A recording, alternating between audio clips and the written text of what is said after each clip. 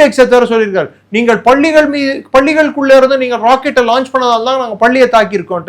அப்ப மினா பள்ளியை தாக்கி 170 பேரை கொண்டதை நீ நியாயப்படுத்த விரும்புறியா? அரக்கத்தனமா இல்ல இது? சோ இது பசப்புற வேலை, சப்பக்கட்டு கட்டுற வேலை. கையாலாகாத அமெரிக்க உளவமைப்பும் அமெரிக்க ராணுவமும் ஈரானை குறைந்த மதிப்பீடிட்டதாலும், இஸ்ரேலை முழுமையாக நம்பியதாலும், சவுதி அரேபியாவின் தூண்டுதல் காரணமாகவும் இன்று மாட்டிக்கொண்டு முழிக்கிறது. அதற்கு அவர்கள் அடையும் பின்னடைவுகளில் இருந்து காப்பாற்றிக் கொள்வதற்கு இது மாதிரி புது புது கதைகளை, கம்பி கட்டுற கதைகள் எல்லாம் அமெரிக்கா சொல்லிட்டே இருக்கும். என்ன மாதிரியான யுக்திகளை சார் ஈரான் இந்த விஷயத்துல கைப்பற்று இருக்கு? புரியும். என்ன யுக்திகள்?